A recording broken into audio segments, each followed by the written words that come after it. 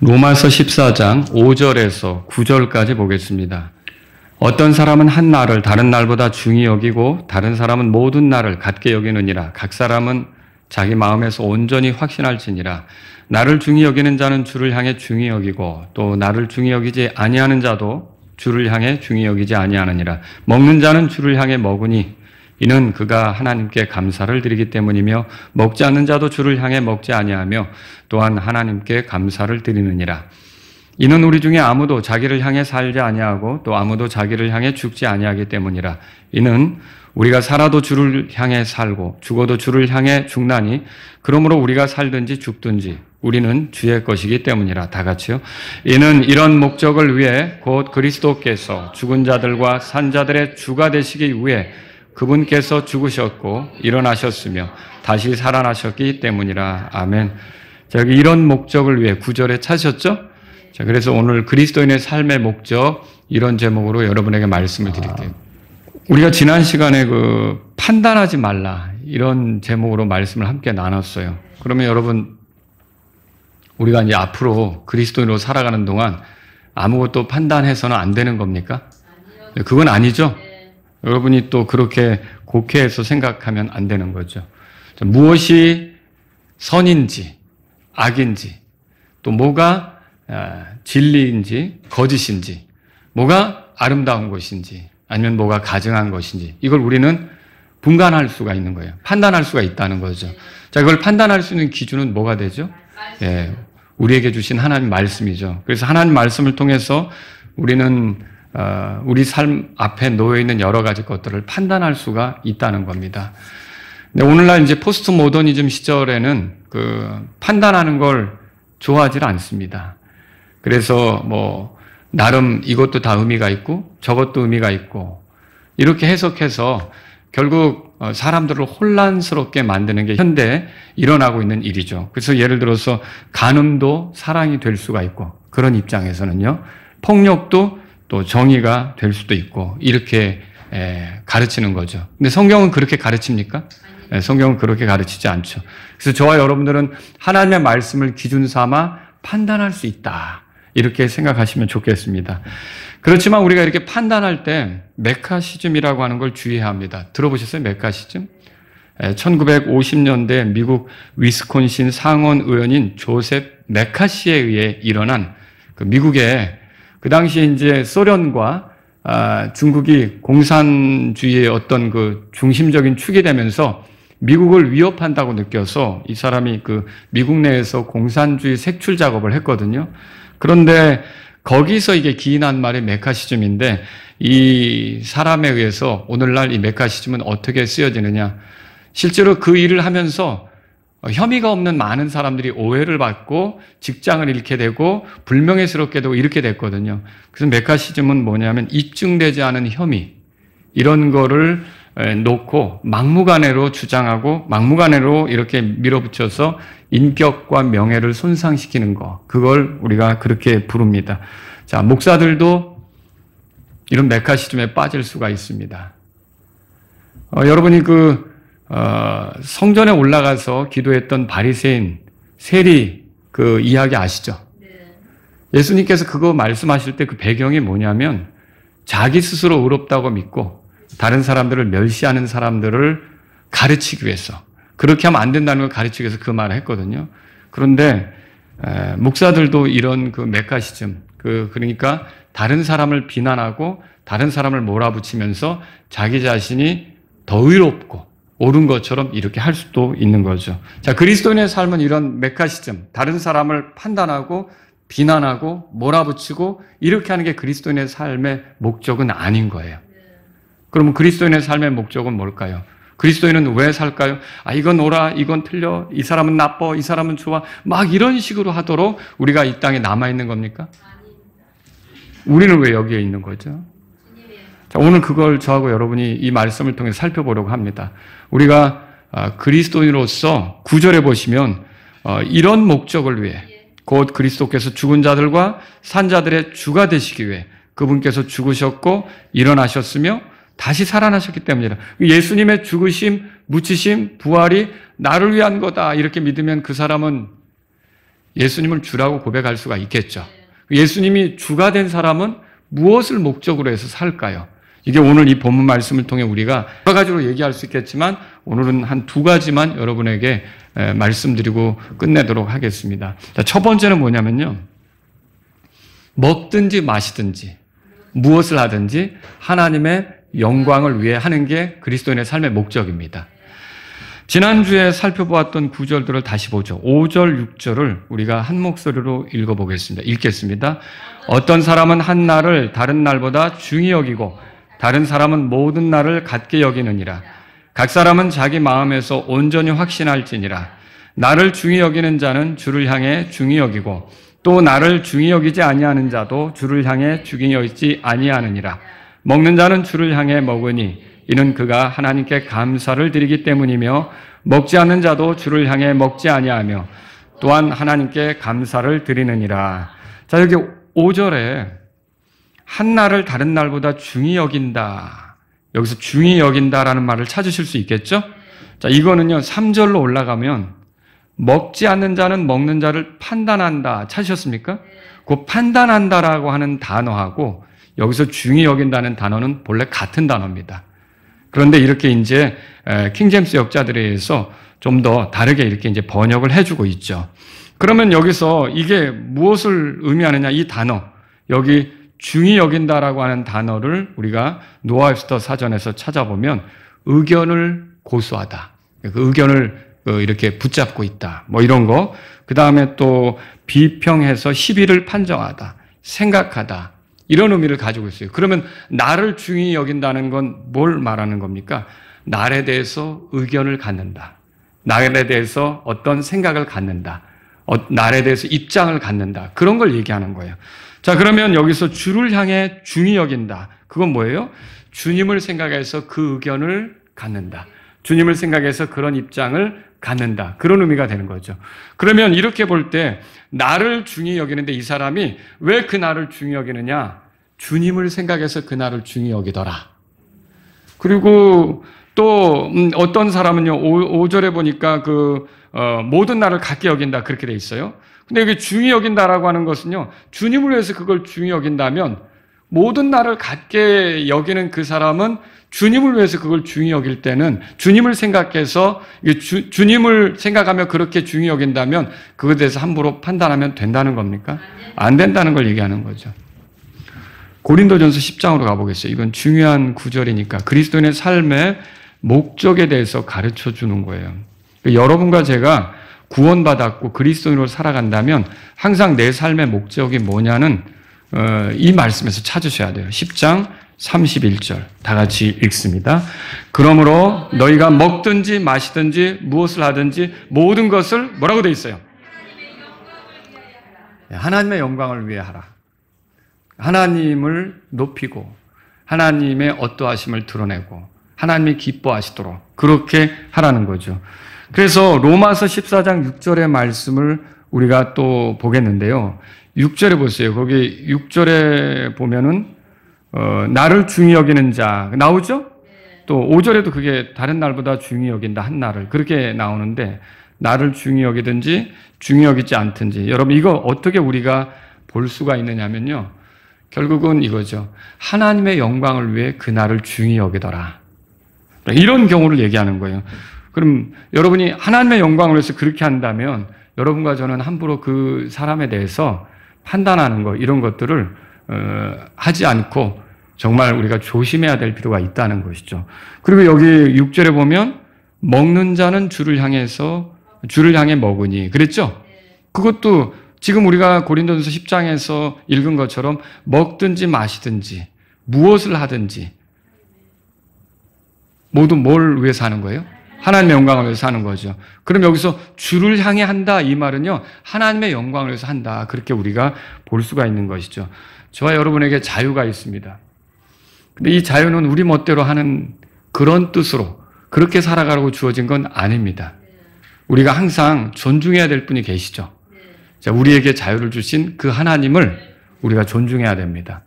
그분을 기억하고 그분이 원하는 게 뭐고 그분의 뜻에 맞추려고 하고 그분의 생각을 우리가 존중하면서 거기에 어울리게 살아가려고 해야 되는 거죠.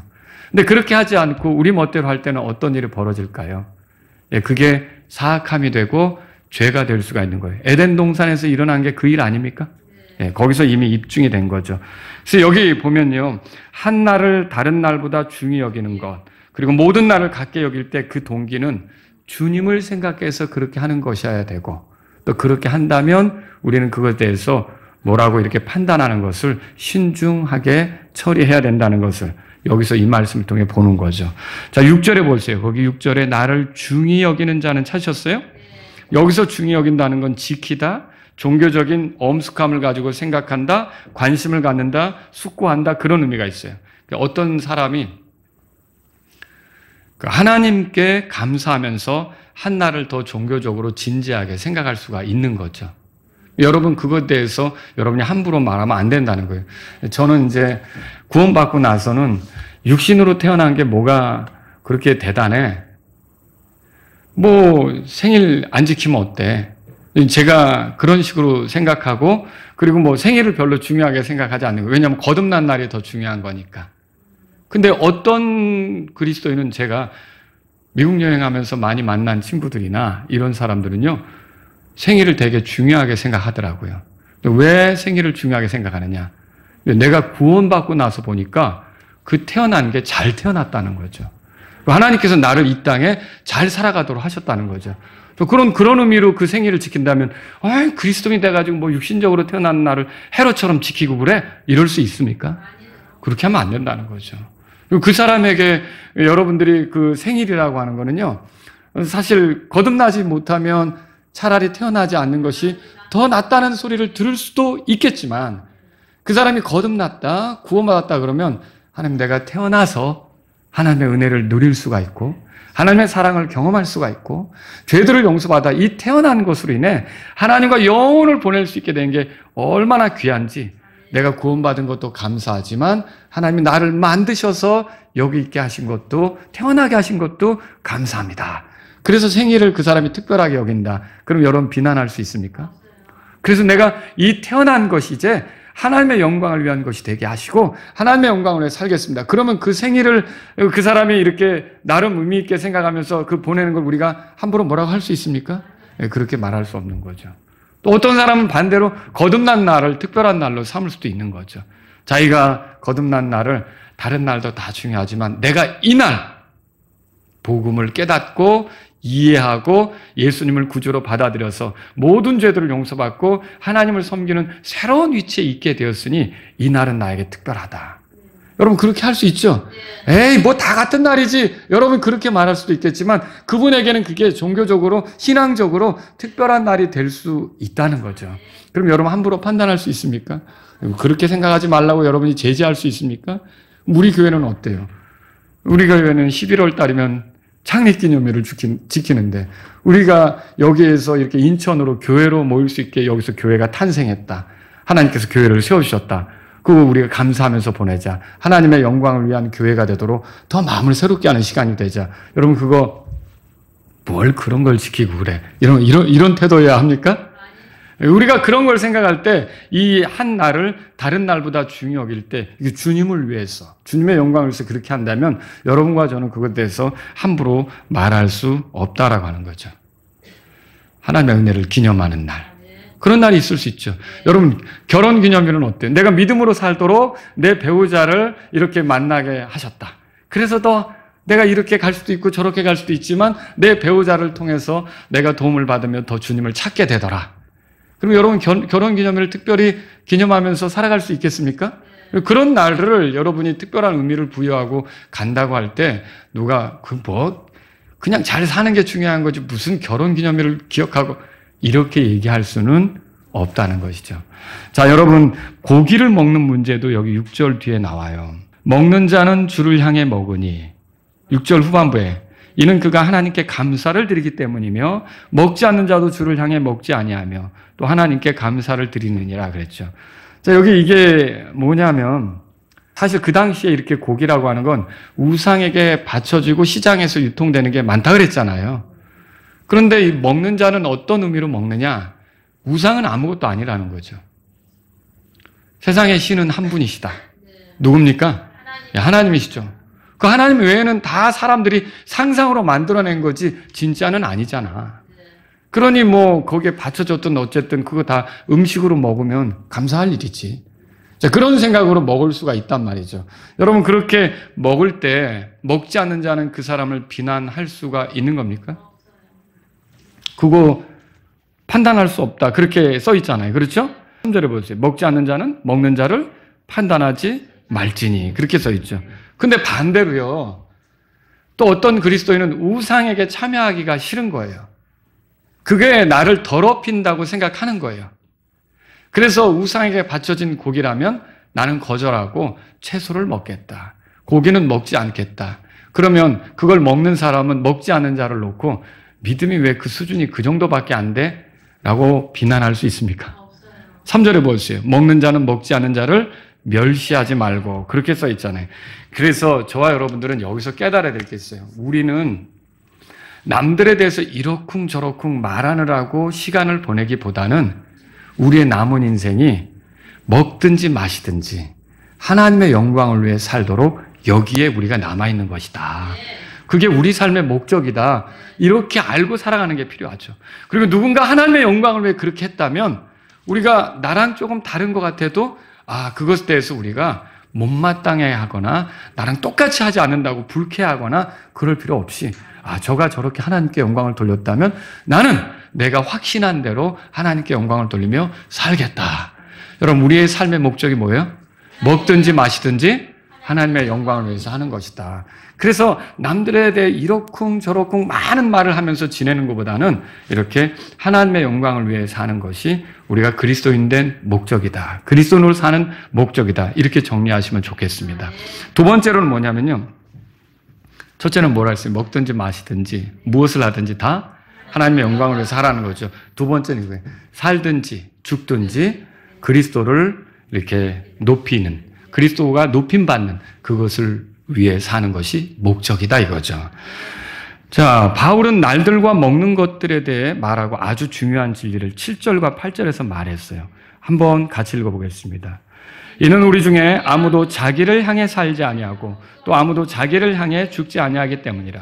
이는 우리가 살아도 주를 향해 살고 죽어도 주를 향해 죽나니 그러므로 우리가 살든지 죽든지 우리는 주의 것이기 때문이라. 살든지 죽든지 우리가 주의 것이래요.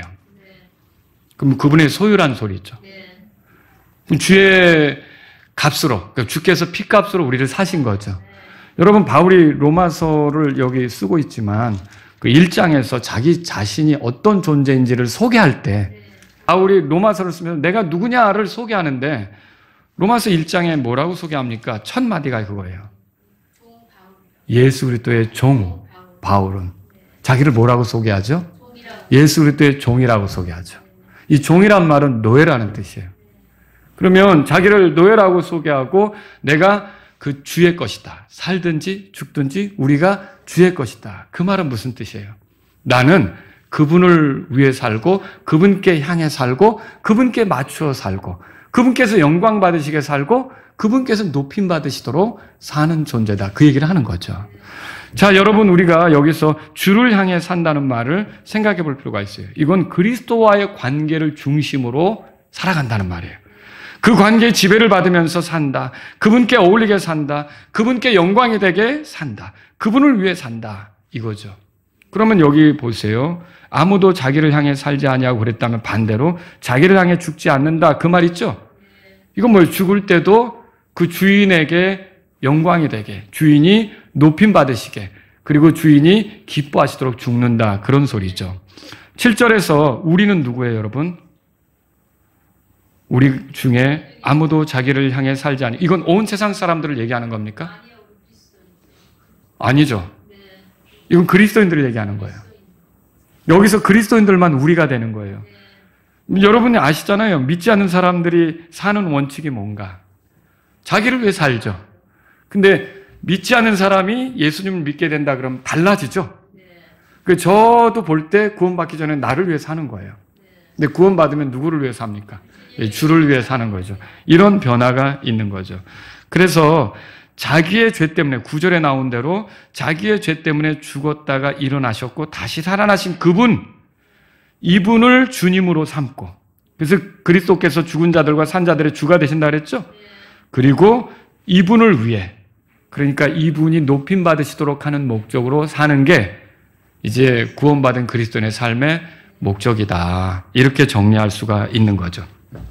그래서 우리는 어떻게 삽니까? 여러분, 공부도 하나님의 영광을 위해서 하는 거예요.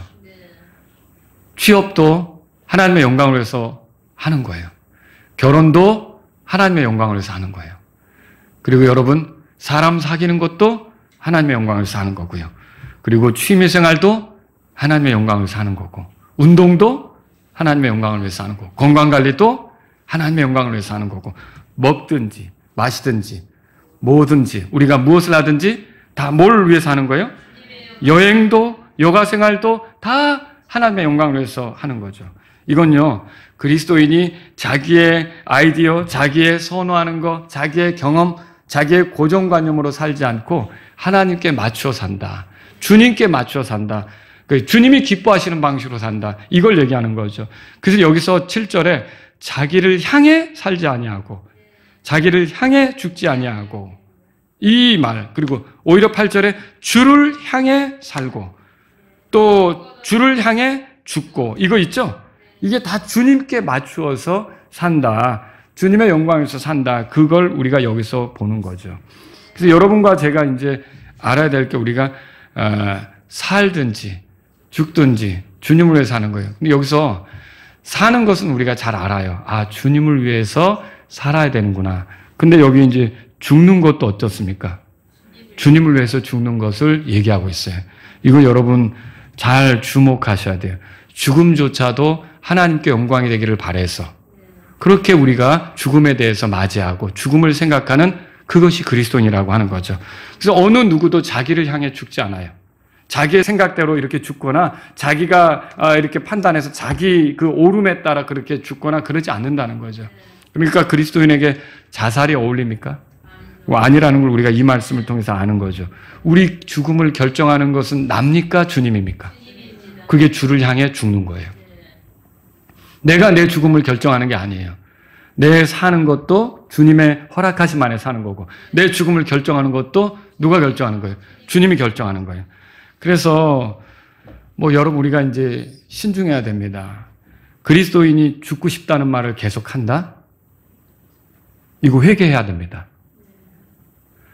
이게 회개해야 돼요. 물론 그만큼 힘들다는 표현이겠죠. 힘들다는 표현이죠. 그리스도인으로 살면서 죽고 싶은 순간이 없는가? 죽고 싶은 순간이 있겠죠. 그런데 내가 원하는 대로 되는 겁니까? 내가 원하는 대로 또 돼야 되는 겁니까? 아니죠. 그래서 저와 여러분들은요, 내 죽음조차 내가 원하는 대로 되는 게 아니라 주님께 달려있다고 믿는다면 죽고 싶다는 말을 이제는 하면 안 되는 거예요. 그리스도인이 돼가지고 믿지 않는 사람들과 어울려 살면서 믿지 않는 남편 앞에서 믿는 아내가 죽고 싶어. 그럼 왜 교회는 다니는 거야 도대체? 왜 신앙생활 하는 거야? 이렇게 의심받을 수 있어요. 여러분과 저는요, 이 죽고 싶다는 말을 계속하는 게 패배주의.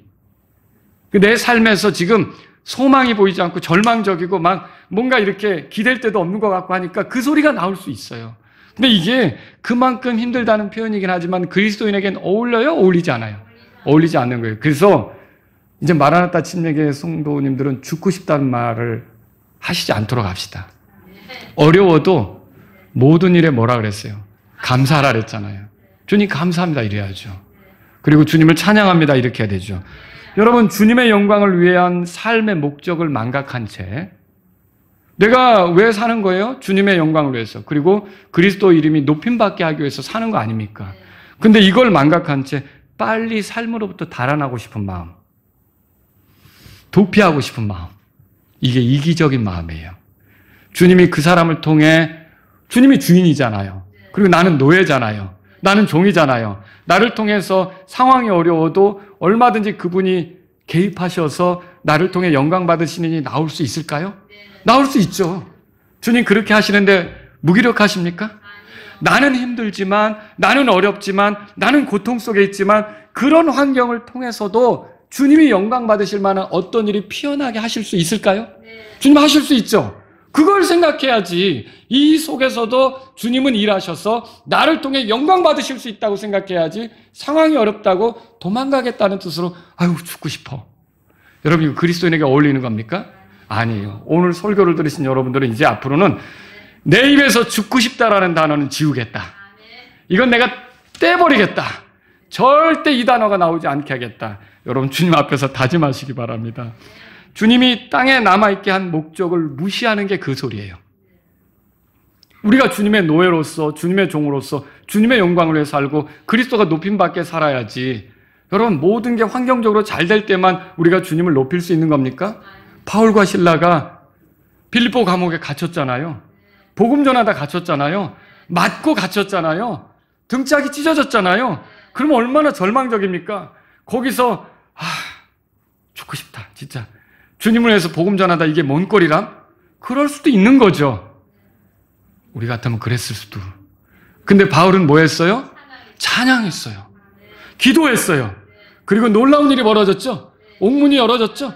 그 고통스럽고 그 어려운 순간에도 빌립보 감옥의 간수가 예수님을 믿게 하는 데 있어서 중요한 역할을 하게 되는 기회를 얻지 않습니까?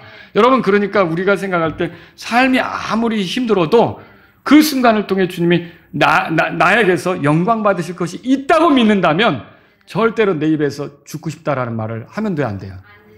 오늘 그거는 이제 나랑은 상관없는 언어가 되게 합시다. 빌립보서 1장을 찾아보세요. 빌립보서 1장. 빌립보서 1장, 거기 돌아가 보세요. 20절 보세요. 20절. 거기 우리 삶의 목적을 소개합니다. 다 같이 20절 읽겠습니다. 나의 간절한 기대와 소망에 따라 아무 일에든지 내가 부끄럽지 아니할 것이며 항상 그러하였듯이 온전히 담대하여 살든지 죽든지 그렇게 그리스도께서 뭐라고 돼 있어요? 내 몸 안에서 높임 받으실 것이니라. 지금 바울이 이 빌립보서를 쓸 때 어떤 위치에 있는지 아세요? 휴양지에서 딱 근사한 파라솔 펴놓고 딱 아주 그냥 근사한 의자에 누워가지고 차 한 잔 갖다 놓고 막 이렇게 쓰고 있는 겁니까? 감옥에서 쓰고 있어요. 복음 전하다가 갇혀서 쓰는 거예요. 그런데 살든지 죽든지 내 몸에서 그리스도께서 높임 받으시게 하는 것이 내 삶의 목적이라고 소개하고 있는 거죠. 여러분, 그래서 우리가 우리의 삶의 목적이 주님이 높임 받게 하는 거라면 이 속에서도 어떻게 하면 주님이 높임 받으실까 생각하셔야 돼요. 그런 선택을 하셔야 돼요. 우리 입술로 방정맞게 죽고 싶다 이런 말 연발하면 안 된다는 거죠. 여러분, 하나님께서 우리를 위해 예비해 두신 하늘 기다리십니까? 소망하십니까? 그런데 그 하늘이 하나님께서 우리를 위해 준비하셨는데 현재의 삶의 패배의식을 느낄 때 빨리 그리로 달아나라고 그 하늘을 예비하신 겁니까? 아니죠. 그거 아니란 말이에요. 하늘나라라고 하는 건 삶의 패배를 경험한 사람들이 거기서 빨리 달아날 그런 장소로 마련된 게 아니에요. 하늘나라에 입성하는 것은 영광스러운 입장이에요. 이 땅에서 주님을 위해 기쁘게 살다가 모든 하늘의 성도들의 환영을 받으면서 들어가는 아주 영광스러운 순간이 된단 말이죠. 그래서 삶이 괴롭다고 그냥 불평을 쏟아내면서 빨리 그냥 데려가시지. 때 되면 데려가셔요. 그렇죠? 그러니까 어차피 거기에 데려가는 건 내가 결정하는 거예요? 하나님이 결정하시는 거예요? 주님이 결정하시는 거죠. 그런데 방정맞게 자꾸 그렇게 얘기한다는 거죠. 아니, 준비되어 있어. 기다려. 좀 더 그리스도를 높이다가 와. 주님이 그렇게 하실 수 있다는 거죠. 그런데 우리는 그게 너무 삶이 힘들다고 그런 식으로 얘기할 수 있다는 거죠. 휴거에 대해서도 얘기해 보죠. 하나님께서 앞으로 휴거를 가져오실 거죠? 그런데 이 휴거가 현재의 삶에서 패배의식을 느낀 사람들이 그것만 바라보도록, 정말 이 땅의 삶이 괴로우니까 어서 속히 오세요. 그 패배의식 속에 피난처로 휴거를 마련하신 겁니까? 아니라는 거죠. 그런데 우리는 삶에 대해 불평하면서 뭐 되는 게 있어야지. 빨리 오시라니까요, 주님. 이거예요? 절대 아니라는 거죠. 이 휴거에 대해서 그렇게 되도록 하나님께서 예비하신 게 아니에요. 얼마나 영광스러운 순간입니까? 우리가 그리스도처럼 변화되는 건데 근데 그때 우리가 주님을 위해 이 땅에 그리스도를 높이며 살았을 때, 우리 삶이 괴롭든 힘들든 어렵든 주님을 위해 그렇게 높이며 살았을 때, 주님을 높이며 살았을 때 그 순간이 우리에겐 복된 순간이 되는 거예요. 여러분과 저는요, 우리의 삶이 너무 힘들다고 해서 죽음을 빨리 취하고 싶어 하지 말아야 합니다. 살아도 주를 향해 살고 죽어도 주를 향해 죽나니, 이 말씀에 어울리지 않는 게 그거예요. 휴거에 대해서도 마찬가지예요. 그리스도인의 삶이 지겹고 고통스럽기 때문에 빨리 오시라고 그리고 노래 부르면 안 돼요. 주님 언제쯤에 오실까를 맨날 그런 식으로 부르면 안 된다는 거죠. 아주 죽을 맛이에요. 삶 자체가 괴롭고 고통스러워요. 언제쯤에 그런 식으로 부르면 안 된다는 거죠. 빨리 휴거나 이루어지기를 바라는 것이 그 삶에 대해서 그냥 너무 그냥 재미가 없고 그냥 불평과 짜증만 나고, 그러니까 그렇게 하면 안 된다는 거죠. 여러분, 우리가 남아있는 이유는요, 그리스도의 증인으로 살면서 그리스도께 높임받도록 남아있는 거예요. 우리가 죽음의 때를 우리 스스로 결정하는 게 아니에요. 우리의 죽음의 때는 누가 결정하는 겁니까? 예, 주께서 결정하시는 거죠. 휴거의 때도 누가 결정하는 거예요?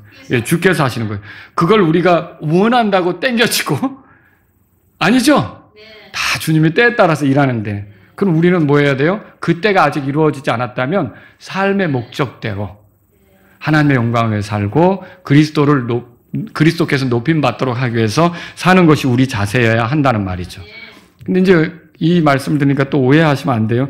이 말은 또 앞으로 하늘을 소망하고 살지 말자는 말인가? 그거 아니죠. 휴거 따위는 기다리지도 말자, 이런 거 아니죠. 우리는 하늘을 소망하고 휴거를 기다리며 사는 게 맞아요. 그러나 그때가 주님이 주장하시는 때라면 그때까지 우리가 가는 이 과정 있죠? 여기 목적. 이 목적을 잃어버리면 안 돼요. 이 목적은 뭐예요? 하나님께 영광을 돌리고 그리스도께서 높임받도록 하는 그런 삶을 사는 게 우리의 그 목적이라는 거죠. 하늘에 들어가는 것이든지 휴거가 이루어지는 것이든지 우리 영역 밖의 일이에요. 그건 주님에게 맡기고 우리는 목적대로 남은 생애를 살아갈 수 있는 사람들이 되기를 바랍니다. 자, 이제 죽는 문제, 이제 죽고 싶다 그랬는데 반대 얘기도 해야 되겠어요. 또 주님의 뜻이라면 언제든 죽을 수 있습니까? 주님의 뜻이라면 주님이 언제든 공중에 오셔도 우리가 맞이할 수 있습니까? 근데 또 여기서 또 반대가 되는 사람도 있어요. 조금만 늦게 오세요. 이제 막 집 샀는데 조금만 늦게 오세요. 차 뽑은 지가 얼마 안 되는데 조금만 늦게 오세요. 일주일 뒤에 결혼식이에요. 여러분, 이렇게 하면서 주님의 오심에 대해서 우리가 좀 더디 오시라고 할 수 있습니까? 또 죽음에 대해서 그렇게 할 수 있습니까? 주님은 순교로 우리 목숨을 요구할 수 있죠. 주님이 원하시는 방식으로 우리를 데려갈 수 있죠. 여러분, 어떻게 데려가시든지 여러분은 거기에 대해서 담담히 주님이 원하신다면 기꺼이 나를 받으십시오. 이렇게 하실 수 있겠습니까?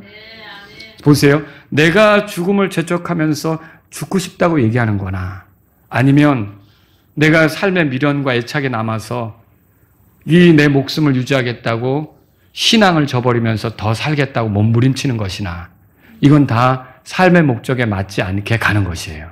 이건 주님이 기뻐하지 않는 것이죠. 그래서 여기서 살든지 죽든지 우리는 주를 향해 살고 주님을 기쁘게 하려고 존재하고 그리스도를 높임받게 하려고 존재한다는 걸 저와 여러분이 믿으시기 바랍니다. 자, 이제 보세요. 삶이 길어진다. 자, 그러면 연세가 많으신 분들은 됐어, 살 만큼 살았어, 이럴 수도 있어요. 근데 삶이 이렇게 길어진다. 그건 뭘 얘기하는 걸까요? 더 기회를 갖는 거예요. 주님을 위해 살아볼 기회를 갖는 거예요. 보상을 쌓을 기회를 갖는 거예요. 여러분, 그거 여러분이 됐어 하지만요, 십자가의 강도가 갖지 못했던 기회예요. 십자가의 강도는 구원받자마자 갔어요. 그러니 교회당을 한번 출석해봤어요. 헌금을 제대로 드려봤어요. 침례에 순종하며 믿음의 고백을 해봤어요. 또 전도자 한 장을 돌려봤어요. 그런 그 십자가의 강도가 절대로 가질 수 없는 기회를 오늘 또 가졌는데, 됐다니까 왜 또 살게 하시지? 이건 아니라는 거죠. 여러분과 저는 어때요? 삶의 기회를 갖게 하셨다면, 보상 쌓을 수 있는 기회를 주셨구나. 더 주님이 높임받도록 살다가 더 하나님께 영광이 되도록 살다가 주님을 만나라고 기회를 주셨구나. 이렇게 생각하시기 바랍니다. 근데 여러분, 갑자기 죽는다. 그럼 어떻게 할 거예요? 그건 나쁜 겁니까? 아니죠. 그것도 이제는 죄의 유혹이나 세상의 유혹에 휘둘리지 않고 자기 자신 이제는 주님과 함께 있으면서 위로받으며 쉴 수 있으니까 얼마나 좋은 거예요. 그러니까 이러든 저러든 우리는 좋은 거예요. 다만 살든지 죽든지 주를 향해 살고 주를 향해 죽고 하나님의 영광을 위해 살고 그리스도 예수님께서 높임받도록 살고 이게 우리의 삶이라는 걸, 그게 우리의 삶의 목적이라는 걸 기억하셔야 된다는 거죠. 여기 보세요. 그래서 빌립보서 1장 21절에 다 같이 읽겠습니다. 읽습니다. 이는 내게 사는 것이 그리스도시며 뭐라고 돼 있어요? 죽는 것이 이득이기 때문이라. 그러니까 죽는 것도 이득이 될 수 있다고 성경에 말하는 거죠. 자, 빌립보서 1장 23절에는 또 이렇게 얘기하고 있어요. 자, 다 같이 읽습니다. 이는 내가 떠나서 그리스도와 함께 있기를 바라며 그것이 훨씬 더 좋지만 내가 그 둘 사이에 끼어 있기 때문이라. 자, 그리스도를 여기 보세요. 그리스도와 함께 있는 거, 이게 뭐예요? 죽어서 하늘나라 가는 거죠? 그런데 그것도 있고요. 또 이 둘 사이에 끼어 있다니까 여기 남아있는 것도 있고요. 근데 뭐든지 다 좋은데 사실은 생각해보면 주님과 함께 있는 것이 더 좋지. 근데 내가 교회를 위해 여기 남아있다고 바울이 얘기하잖아요. 여기 그 얘기예요, 지금. 내가 그 둘 사이에 끼었기 때문이라. 보세요. 24절에. 그럼에도 불구하고 내가 육체에 거하는 것이. 이거 살아가는 거죠? 삶의 목적을 잃어버리지 않고 가는 거죠? 그게 뭐예요? 너희를 위해 더 필요한. 너희가 뭐예요? 교회죠. 예. 내가 성도들을 섬기고 성도들을 힘있게 하면서 하나님의 영광을 위해 그리스도께서 높임받도록 하기 위해 내가 여기 있는 게 더 필요하구나. 이렇게 정리할 수가 있다는 거죠. 여러분, 예수님은 우리가 죽을 때를 아실까요? 네, 아시죠. 정말로요? 아, 네. 아시죠? 네. 자, 베드로가 예수님을 3번 부인했죠. 네. 살고 싶어서. 그런데 부활하신 예수님이 베드로를 찾아갔잖아요. 네. 그리고 3번이나 너 날 사랑하냐 물으셨죠. 그러니까 베드로가 뭐라고 하죠? 사랑합니다라고 대답했죠. 내가 주를 사랑하는 줄 주께서 아십니다라고 대답했잖아요. 그러니까 주님이 베드로에게 내 양떼를 먹이라고 하잖아요. 그리고 임무를 맡기잖아요. 그러면서 이렇게 말하죠. 들어보세요. 요한복음 21장 18절 19절입니다. 진실로 진실로 내가 너에게 이르노니 내가 젊어서는 스스로 띠를 띠고 원하는 곳으로 다녔도다. 그러나 늙어서는 내가 내 손을 내밀리니 다른 이가 너를 띠로 두르고 너를 결박한다는 소리죠. 내가 원하지 않은 곳으로 너를 데려가리라 하시니라. 아주 불편한 곳, 네가 그런데 있고 싶지 않은 그런 곳으로 데려갈 거다라는 거죠. 그리고 19절에 이렇게 써 있어요. 그분께서 이것을 말씀하신 것은 그가 어떠한 죽음으로 하나님을 영화롭게 할지를 가리켜 알려주신 것이더라. 그분께서 이것을 말씀하신 후에 이르시되 나를 따르라 하시니라. 이렇게 돼 있어요. 그럼 여러분 보세요. 여기서 주님이 베드로에게 너가 젊었을 때 이렇게 다니면 나중에 사람들이 너를 띠를 띠고 너 묶어서 결박해서 네가 원치 않은 곳으로 데려갈 거야. 이게 그가 어떻게 죽을지 그 죽음에 대해서 말씀한 거라 그랬잖아요. 그러면 여러분 베드로는 어떻게 죽었나요? 성경에는 나오지 않지만 존 폭스가 쓴 교회사 순교사와 이런 책 같은 데 보면요. 순교한 사람들의 그 생애들을 이렇게 간략하게 소개하는 책이거든요. 거기 베드로는 네로가 통치할 때 거꾸로 십자가에 매달려 죽었다는 게 나오죠. 그러면 이게 주님 말씀하신 대로 된 거죠. 그러면 여러분, 주님은 이렇게 죽음에 대해서 알려주면서 뭘 원하셨을까요? 따라서 나를 따르라. 그거예요. 주님을 따른다는 건 하나님의 영광을 위해 사는 거고요. 그리스도께서 높임받도록 사는 거고요. 나를 따르라 가르쳐 준 거죠. 그랬더니 또 베드로가 그래요? 그럼 저 사람은 어떻게 되죠? 누구에 대해서 물었어요? 요한은 어떻게 죽는지 요한에 대해서 궁금한 거예요. 그러니까 예수님이 뭐라고 그러셨죠? 그것이 내게 무슨 상관이 있느냐? 너는 뭐라고 돼 있죠? 나를 따르라. 여러분 그렇습니다. 누가 살고 누가 죽고 누가 어떻게 되고 이거 여러분 우리 많이 떠들고 다닐 필요 없어요. 이게 문제가 뭐냐면 이렇다 저렇다 남들에 대해서 판단하고 다니느라고 자기 본연의 목적에서부터 이탈하는 거예요. 그게 중요한 게 아니라 우리가 주님을 따르는 자다라는 거. 그리고 주님이 우리를 부르신 목적에 따라 하나님의 영광을 위해 살아야 되고 그리스도께서 높임받도록 살아야 된다는 것이 우리의 삶에 이렇게 각인이 돼야 되는 거죠. 그게 우리의 삶에 돼야 되는 거죠. 오늘 본문으로 돌아오면은요. 그렇습니다. 우리가 이제 1절에 우리가 살든지 죽든지 우리는 뭐라고 되어 있어요? 주의 것이기 때문이라. 그래서 여러분, 우리는 주님의 노예로서 주님을 위해 사는 것이 우리의 삶이어야 된다는 것을 기억하시기 바랍니다. 성도들의 죽음은 얼마나 존귀합니까? 성도들의 죽음은 영광스럽습니다. 그거 어디서 보죠? 스데반이 죽을 때 그게 보여졌어요. 또 성도들의 죽음은요, 천사들이 이렇게 와서 데려가는 그런 형식이에요. 우리가 이거 어디서 보죠? 나사로의 죽음에서 보죠. 또 성도들의 죽음은요, 이사 가는 것과 같아요. 베드로가 뭐라 그랬어요? 그 죽음을 앞두고 내가 이제 떠날 때가 됐다, 그렇게 얘기하잖아요. 또 성도들의 죽음은 어때요? 이제 주님과 함께 하는 거예요. 그거 어디서 보죠? 십자가의 강도가 죽어갈 때 예수님께서 네가 오늘 나와 함께 낙원에 있을 것이다. 여러분, 우리 성도들의 죽음은 존귀한 거예요.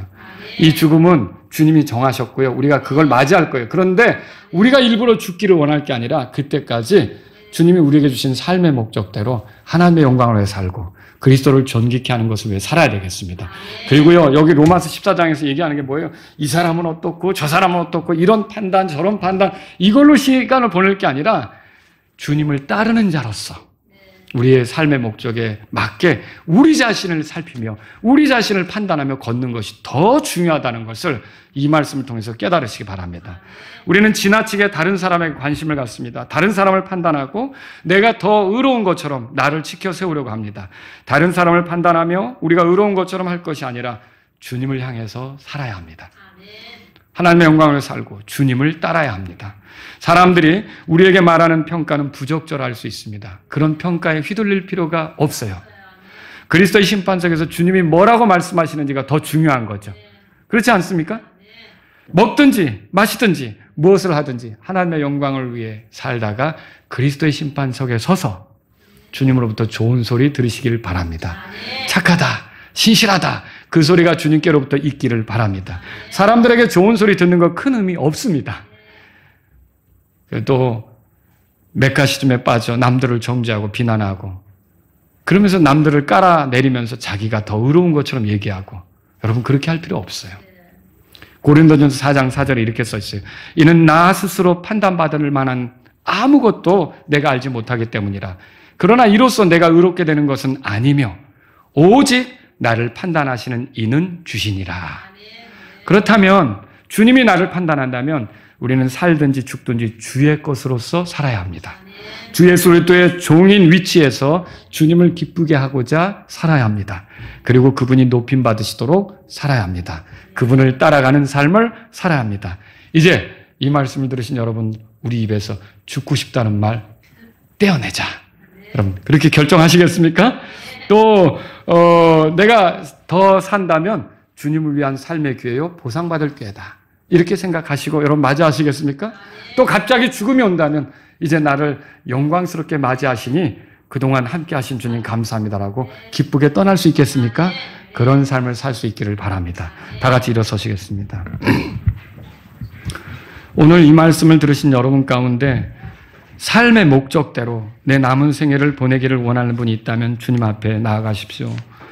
주님, 내가 하나님의 영광을 위해 먹든지 마시든지 무엇을 하든지 하나님의 영광을 위해 하기를 원합니다. 이런 분이 있다면 이 시간 주님 앞에 나아가십시오. 하나님 아버지, 또 내가 이 사람 저 사람 판단하는 데 집중하는 게 아니라 내 몸에서 그리스도께서 높임 받으시는 것을 내가 생각하며 살아가기를 원합니다. 이런 분이 있다면 이 시간 주님 앞에 나아가십시오. 이는 어떻고 저는 어떻고 이 사람은 어떻고 그는 어떻고 판단하고 비난하는 데 집중하고 맥가시즘에 빠져 사는 게 아니라 나 자신을 살피며 그리스도의 심판석에서 주님으로부터 좋은 소리 듣고자 하시는 분이 있다면 주님께 기도하십시오.